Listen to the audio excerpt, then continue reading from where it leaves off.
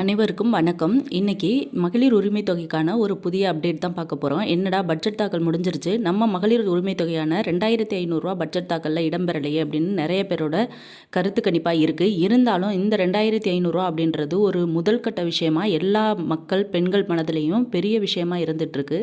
அதை பற்றி தான் இந்த பட்ஜெட் தாக்கல் முடிஞ்சதும் அமைச்சர்கள் என்ன தகவல் கொடுத்துருக்காங்க, கண்டிப்பாக இந்த 2500 எல்லாருக்குமே உண்டு அப்படின்றத பற்றி அறிவிப்பு கொடுத்ததை பற்றி தான் இன்றைக்கி நான் உங்களுக்கு ஷேர் பண்ண போகிறேன். இந்த வீடியோவை ஸ்கிப் பண்ணாமல் ஃபுல்லாக பாருங்கள். எல்லாருக்குமே பயனுள்ளதாக இருக்கணும் அப்படின்றதுக்காக தான் இந்த வீடியோவை நான் அப்டேட் பண்ணியிருக்கேன். நம்ம சேனலை இப்போ தான் ஃபஸ்ட் டைம் பார்க்குறீங்கன்னா கண்டிப்பாக சேனலை சப்ஸ்கிரைப் பண்ணி பக்கத்தில் உள்ள பெல் ஐக்கானையும் கிளிக் பண்ணிக்கோங்க.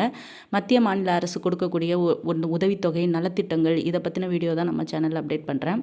இன்றைக்கி உரிமை தொகைக்கான முழு விவரங்களையும் இந்த வீடியோவில் நான் போட்டிருக்கேன். என்ன சொல்லியிருக்காங்க, அமைச்சர்கள்லாம் என்னென்ன அதை பற்றி பேசுகிறாங்க அப்படின்றத பார்ப்போம். நிதி சுமைகள் ஓரளவு அதை சரி பண்ணிட்டோம் அப்படின்னா கிட்டத்தட்ட ஒரு வருட காலத்துக்குள்ளேயே இந்த 2500 அப்படின்றது மக்களுக்கு எல்லார் அக்கௌண்ட்லேயும் நாங்கள் வரவு வச்சுருவோம் அப்படின்ற மாதிரி நம்ம கவர்மெண்ட்லேருந்து நம்மளுக்கு அறிவிப்பு கொடுக்குறாங்க. ஏன் பட்ஜெட் தாக்கலில் இந்த 2500 அறிவிப்பு கொடுக்கல அப்படின்னாக்க, 2500 மகளிருக்கு கொடுக்கறதுக்கு முழுவீச்சில் எல்லா பணியுமே நடந்துகிட்ருக்கு. பட் அதை அறிவிக்கலை அப்படின்னா பெரிய அளவில் நிதி சுமைகளை நம்ம சமாளிக்க வேண்டியது இருக்கும். அதற்கான வருமானங்களை நம்ம ஈட்டிக்கிட்டு அதுக்கப்புறம் அந்த 2500 நம்ம கொடுத்துட்டோம் அப்படின்னா அது நீண்ட காலத்துக்கு பெண்களுக்கு அது போய் சேரணும் அப்படின்றது தான் நம்ம முதல்வர் சிஎம் அவர்கள் யோசிக்கிறாங்க. இதை ஒரு அமைச்சர் எப்போவுமே இந்த 2500 பற்றி அவங்க ஒரு பேசு பொருளாகவே அவர் எடுத்து பேசிகிட்டு இருக்காரு. நிதி ஆதாரத்தை கருத்தில் கொண்டு நடவடிக்கை எடுக்கப்படும். மகளிருக்கு 2500 எப்போது? அமைச்சர் பதில். மகளிர் உரிமை தொகை 2500 உயர்த்தப்படுவது எப்போது என்ற கேள்விக்கு அமைச்சர் நிர்மல்குமார் பதில் சொன்னார். பட்ஜெட் தாக்கலில் அவங்க எந்த அறிக்கையை அவங்க அறிவித்தாலும் பெண்களும் மக்களும் எதிர்பார்க்குறது இந்த 2500 மட்டும்தான் மகளிர் உதவித்தொகையை.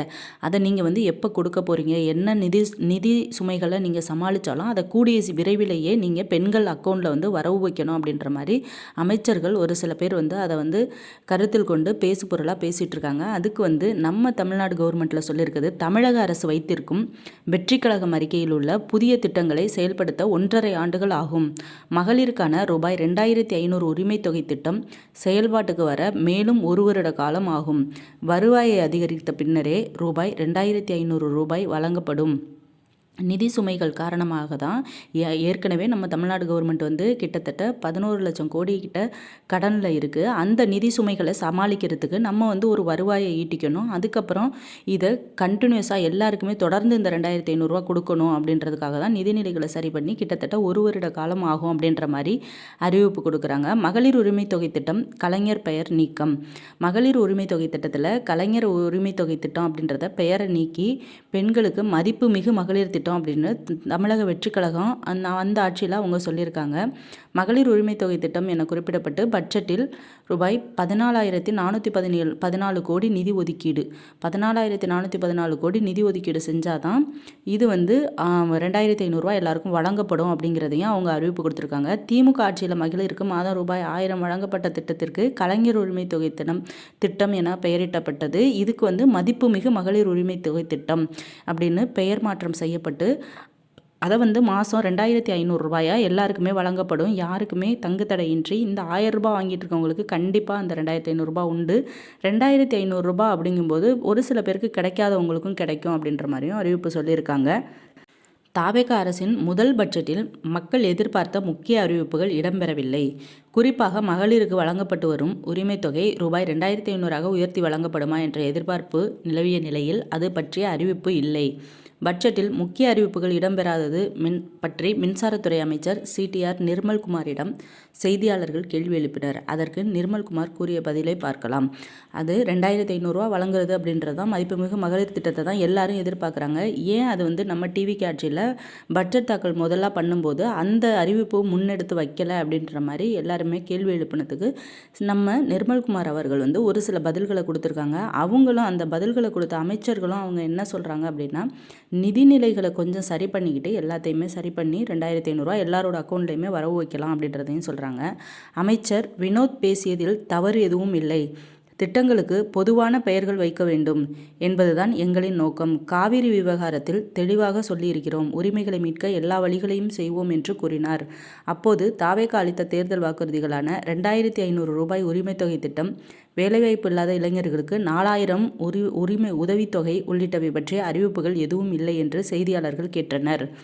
2500 ரூபாய் மகளிருக்கு கொடுத்தாலே நம்ம நிதி சுமைகள் கிட்டத்தட்ட 14,000 கோடி தேவைப்படுது அப்படின்ற மாதிரி சொல்லியிருக்காங்க. 6 கோடி ரூபாய் இருந்தால் 1000 ரூபாய் அந்த உரிமை தொகை வழங்குறதுல எந்த ஒரு ப்ராப்ளமும் இல்லை. ஆனால் 2500 ரூபா அப்படின்ற போது அது 2 மடங்காக கூட்டி 14,000 கோடி தேவைப்படுது அப்படின்னு சொல்கிறாங்க. அதுலேயே படித்த இளைஞர்களுக்கு 4000 ரூபாய், டிகிரி முடித்தவங்களுக்கு 4000 ரூபாய் மாதம் அவங்களுக்கு உதவித்தொகை கொடுக்கப்படும் வேலையில்லா பட்டதாரிகளுக்கு அப்படின்னு அறிவிச்சிருந்தாங்க. அதை பற்றியும் இந்த பட்ஜெட்டில் இடம்பெறலை. ஏன் அப்படின்றதையும் எல்லாருமே கேள்வி எழுப்புனாங்க.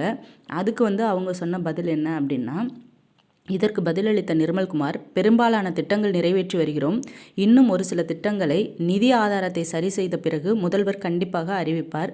இன்று இருக்கும் சூழலில் இவ்வளவு கடனுக்கு மத்தியில் எப்போது முடியுமோ அப்போது உடனே முதல்வர் செய்வார். ஏனெனில் இதையெல்லாம் பிரதானமாக முதல்வர் ஏற்றுக்கொண்டு இருக்கிறார். எங்கள் தேர்தல் வாக்குறுதிகளில் கூறப்பட்டவை அந்தந்த காலகட்டத்தில் கண்டிப்பாக நிறைவேற்றப்படும் என்றார்.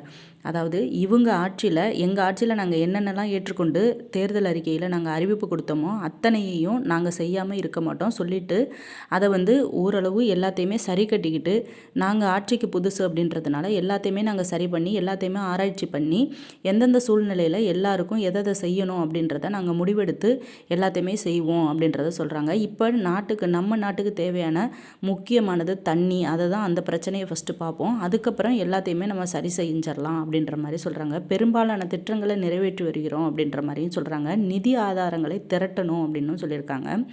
சுமார் 1.31 கோடி பேர் மகளிர் உரிமைத் தொகை வாங்கும் நிலையில் இவர்கள் அனைவருக்குமே 2500 மகளிர் உரிமைத் தொகை தர வேண்டும் என்றால் மாதத்திற்கு 3,275,000 கோடி ரூபாய் தேவைப்படும். இதே நிலையில் ஓராண்டுக்கு என்றால் 39,300 கோடி தேவைப்படும். அரசு ஆண்டுக்கு 14,000 முதல் 15,000 கோடியே ஒதுக்கி வருகிறது. மகளிர் உரிமைத் தொகை 2500 ரூபாய் அனைவருக்கும் கிடைக்க தாமதமாகும் என்றே தெரிகிறது. நிதியமைச்சர் மரிய வில்சன் பேசியதை கவனித்தால் புரியும். மகளிருக்கு 1000 ரூபாய் கொடுக்கறதுலேருந்து கிட்டத்தட்ட 3 மடங்கு, இதில் 6,000 கோடி செலவாகுது அப்படின்னா கிட்டத்தட்ட 14,000-15,000 கோடி அதில் ஒதுக்குனா தான் 2,500 ரூபா அப்படின்றது கொடுக்க முடியும் அப்படின்னு கேட்குறாங்க. ஒரு சில பேர், அது மக்களும் பெண்களும் அவங்க மத்தியில் கோரிக்கை வைக்கிறது என்னென்னா, 2,500 ரூபா நீங்கள் வழங்க முடியும் அப்படின்னு தானே அறிவிச்சிங்க, அப்புறம் ஏன் கொடுக்கல அப்படின்னு சொல்கிறாங்க. சொன்னது உறுதி தான், இருந்தாலும் ஒரு சில அந்த சுமைகளை சரி பண்ணி தான் நாங்கள் தர முடியும் அப்படின்ற மாதிரியும் சொல்கிறாங்க. ஏன்னா அது அமௌண்ட்டு கூட அப்படின்றதுனால நிறைய பேச்சுவார்த்தைகள் போயிட்டுருக்கு அப்படின்ற மாதிரி சொல்லியிருக்காங்க. சட்டசபையில் நிதித்துறை அமைச்சர் மரிய வில்சன் தாக்கல் செய்த பட்ஜெட்டில் கூறுகையில், பொருளாதாரம், மனிதவளம் மற்றும் உள்கட்டமைப்பில் முதலீடு செய்வதற்காக கடன் பெறுவதில் தவறில்லை. அக்கடன்களை ஈடு செய்யக்கூடிய வளங்களை திரட்டும் முயற்சிகளும் அதனுடன் இணைந்திருத்திருக்க வேண்டும். வருவாய் ஈட்டும் துறைகளில் பெரிய அளவிலான வருவாய் இழப்பை முந்தைய அரசு அனுமதித்ததோடு அரசின் கொள்முதல்கள் மற்றும் ஒப்பந்தங்களில் கணிசமான பங்கை நேர்மையற்ற இடைத்தரகர்கள் சுரண்டி செல்லவும் அனுமதித்தது. ஆல்ரெடி இருந்த முன்னாள் ஆட்சியில் நிறைய சுரண்டல்களும் இந்த இடைத்தரகர்கள் எடுத்துகிட்டு போயிட்டாங்க. நிறைய வளங்களையும் நம்மளுக்கு கவர்மெண்ட்டில் சேரக்கூடிய பொருளாதாரத்தையும் பல வழியிலையும் அது வெளியாயிடுச்சு. நம்ம கவர்மெண்ட்டுக்கு அது முழுசாக சேரலை அப்படின்ற மாதிரியும் அவங்க அறிக்கையில் கொடுத்துருக்காங்க. அந்த சுரண்டல்கள் இல்லாமல் எல்லா கொள்முதல்களும் எல்லா பொருளாதார நிதிகளும் கவர்மெண்ட்டுக்கு சேர்ந்துருந்துச்சு அப்படின்னா இவ்வளோ ஒரு சட்ட சிக்கலும் இருந்திருக்காது. இவ்வளோ ஒரு நிதி சுமைகளையும் நம்ம கவர்மெண்ட்டு ஏற்றுக்கிறதுக்கு முடிஞ்சிருக்காது. அதனால தான் இவ்வளோ கடனில் நம்ம தமிழ்நாடு கவர்மெண்ட் இருக்குது அப்படின்றதையும் சொல்லியிருக்காங்க. தற்போது வருவாய் மற்றும் செலவினத்தில் ஏற்பட்ட கசிவுகளை அடைக்க நாங்கள் தொடர்ச்சியான முயற்சிகளை மேற்கொண்டுள்ளோம். இதன் மூலம் வருவாய் இனத்தில் இதுவரை குறைந்தபட்சம் ரூபாய் 1,500 கோடியை உருவாக்க மாநில அரசால் முடிந்துள்ளது. அரசின் கொள்முதல் மற்றும் ஒப்பந்தங்களில் ஏற்படும் வீண் செலவினங்கள் குறைவதன் காரணமாக செலவினத்திலும் பெரிய அளவில் சேமிப்பு உருவாகும். அதாவது அரசின் ஒரு சில செலவினங்களை குறைப்பதன் மூலமும் நம்மளுக்கு செலவினத்திலும் பெரிய அளவில் சேமிப்பு உருவாகும் அப்படின்னு சொல்கிறாங்க. அங்கங்கே எக்ஸ்ட்ரா எதெல்லாம் அன்வான்டாக அவங்க வந்து செலவாகுதோ அதை எல்லாத்தையுமே நாங்கள் கட்டுப்படுத்துகிறோம். அதாவது அநீதியாக எந்த வழியிலையும் பொருளாதாரங்கள் வந்து கசியக்கூடாது. அப்படி இருந்தால் மட்டுமே தான் கவர்மெண்ட்டுக்கு வரக்கூடிய வருவாய் எல்லாமே நம்மளுக்கு தக்க வச்சுக்கலாம். அதை வச்சு மக்களுக்கு நிறைய சேவைகள் செய்யலாம் அப்படின்ற மாதிரியும் நம்ம டிவிகே ஆட்சியில் உள்ள அமைச்சர்கள் வந்து சொல்கிறாங்க. மாநில அரசால் 1500 கோடியை வந்து உருவாக்க முடியும். உருவாக்கி அந்த நிதிகளை வந்து நம்ம திரட்டி ஒன்று சேர்த்து வச்சுக்கிட்டா இந்த 2500 கொடுக்குறது அப்படின்றது பெரிய சிக்கல் இல்லை அப்படின்ற மாதிரியும் சொல்லியிருக்காங்க. அடுத்து மாநிலத்தின் நிதிநிலை நிலையில்லாமல் உள்ளது. கடன் சுமையால் நிரம்பியும் குறைந்தபட்ச வருவாயுடனும் கசியும் ஓட்டைகளுடனும் கூடிய கருவூல பெட்டி எங்களிடம் ஒப்படைக்கப்பட்டுள்ளது. சீரமைப்பு பணி தொடங்கப்பட்டுவிட்டது. எனினும் நிதி நிர்வாகத்தை மீண்டும் நிதி ஒருங்கிணைப்பு பாதைக்கு கொண்டு வர குறைந்தபட்சம் 2 ஆண்டுகள் தேவைப்படும். இதை தான் அவங்க ஆரம்பத்திலேருந்து சொல்கிற ஒரே விஷயம் வந்து எங்களுக்கு அந்த நிறைய குறைந்தபட்ச வருவாயுடன் கசியும் ஓட்டைகளுடனும் கூடிய கருவூல பெட்டி தான் எங்களுக்கு ஒப்படைக்கப்பட்டிருக்கு. கடன் சுமையால் நிரம்பி வளையும் கருவூல பெட்டி தான் கொடுத்துருக்காங்க. இதை வந்து நாங்கள் எல்லாத்தையுமே சரி செய்ய கிட்டத்தட்ட 2 ஆண்டுகள் தேவைப்படும்.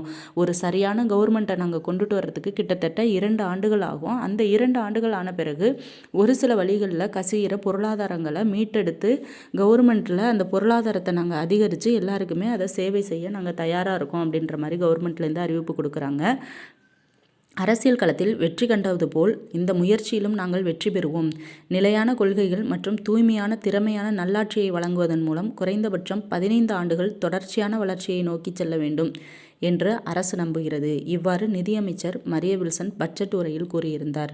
அதாவது கிட்டத்தட்ட 15 ஆண்டுகள் எங்கள் ஆட்சி நிலைத்திருக்கும் போது கிட்டத்தட்ட ரெண்டு ஆண்டுக்குள்ளே நாங்கள் இதில் உள்ள ஓட்டைகளையும் பொருளாதார கசிவுகளையும் நாங்கள் வந்து சரி செய்து ஒரு நல்லாட்சியை பண்ணுவோம். நல்லாட்சியை பண்ணிட்டு இந்த மதிப்புமிகு மகளிர் திட்டம் வந்து பெண்கள் மத்தியில் ஒரு மனசுக்கு ஒரு கஷ்டமான சூழலில் இன்னும் அறிவிக்கலை. நம்மளுக்கு தமிழ்நாடு கவர்மெண்ட்டு இன்னும் அந்த அறிவிப்பை கொடுக்கல. 2500 எப்போ எங்கள் அக்கௌண்ட்டில் வர வைக்க போகிறீங்க அப்படின்ற மாதிரி கவலைப்படுறாங்க அப்படின்னு அவங்க அதை நினச்சி தான் அவங்க பேசுகிறாங்க அமைச்சர்கள்.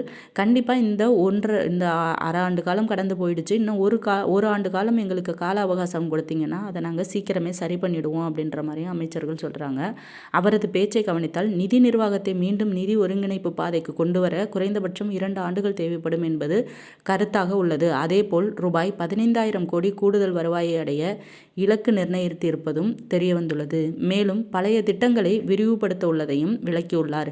எல்லாவற்றையும் வைத்து பார்க்கும்போது 2 ஆண்டுகள் கழித்தே மகளிர் உரிமை தொகை 2500 ரூபாயாக கிடைக்க வாய்ப்பு உள்ளதாக கூறப்படுகிறது. எல்லா நிதி சுமைகளையும் எல்லா பக்கம் அவங்க பேசுகிற அனைத்து விஷயங்களையும் வச்சு பார்க்கும்போது கிட்டத்தட்ட 2 வருட காலங்கள் கண்டிப்பாக ஆகும் என்றே அவங்க அமைச்சர்கள் மத்தியில் சொல்கிறாங்க அப்படின்ற மாதிரியும் சொல்லியிருக்காங்க. இல்லை அது கூடிய சீக்கிரமே அவங்க சரி செஞ்சுட்டாங்க, அந்த பொருளாதார கசிவுகள் அந்த அரசியல் உள்ள ஓட்டைகள் இது எல்லாத்தையுமே அவங்க சரி செஞ்சுட்டாங்க அப்படின்னா கிட்டத்தட்ட 1 ஆண்டுகளுக்குள்ளேயே அவங்க கொடுக்கறதுக்கும் வாய்ப்பு இருக்குது அப்படின்ற மாதிரியும் அமைச்சர்கள் சொல்கிறாங்க. நம்ம சேனலில் இந்த 2500 ரூபா எப்போ கொடுக்க போகிறாங்க, என்னென்னலாம் அதுக்கு அவங்க பணிகள் போயிட்டுருக்கு அப்படின்றத பற்றி தான் நம்ம சேனலில் அப்டேட் பண்ணுறோம். நம்ம சேனலில் இப்போ தான் ஃபஸ்ட் டைம் பார்க்குறீங்கன்னா கண்டிப்பாக சேனலை சப்ஸ்கிரைப் பண்ணி பக்கத்தில் உள்ள பெல் ஐக்கானை கிளிக் பண்ணிக்கோங்க. அப்போ தான் நான் மத்திய மாநில அரசு கொடுக்கக்கூடிய நலத்திட்டங்கள், இலவசங்கள், சேவைகள் இதை பற்றின வீடியோ அப்டேட் பண்ணுறேன். உங்களுக்கு அப்பப்போ வந்து சேரும். இப்போது வீடியோ கடைசியில் உங்களுக்கு ஒரு முக்கியமான தகவலை நான் சொல்ல போகிறேன். இந்த 2500 ரூபா பணமாகட்டும், 60 வயசுக்கு மேற்பட்டவங்க ஓய்வூதிய பணம் 3000 ரூபாய் வாங்குறவங்களாக இருக்கட்டும், எல்லாருமே அவங்கவுங்க ரேஷன் கார்டு உங்கள் வீட்டில் அரிசி வாங்குறது, ரேஷன் பொருட்கள் வாங்குறதுக்கு ரேஷன் கார்டு இருக்கும்.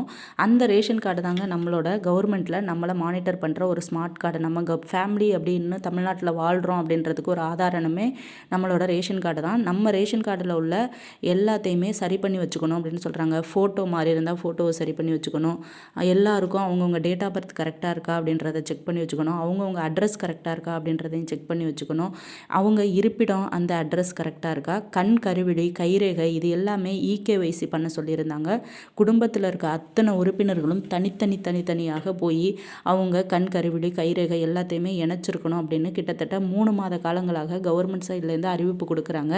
ஏன்னா அதை ரினிவல் பண்ணால் மட்டுமே தான் அந்த ஃபேமிலியில் உள்ளவங்க எந்தெந்த சுச்சுவேஷனில் இருக்காங்க, என்னென்ன வருமானத்தை ஈட்டிகிட்டு இருக்காங்க, என்னென்ன படிக்கிறாங்க அப்படின்றது கவர்மெண்ட்டுக்கு போய் சேரும். அவங்க அதை பார்த்து நமக்கு என்னென்ன சலுகைகள், என்னென்னலாம் திட்டங்கள் செயல்படுத்தலாம் அப்படின்றத பார்க்குறதுக்காக தான் நம்மளை இகேஒய்சி பண்ண சொல்கிறாங்க. கண்டிப்பாக அவங்கவுங்க ஊரில் உள்ள ரேஷன் கடையிலேயே இலவசமாக போய் எல்லாத்தையுமே செஞ்சுருங்க. இன்னொரு முக்கியமான தகவலோடு உங்களை சந்திக்கிறேன். நன்றி.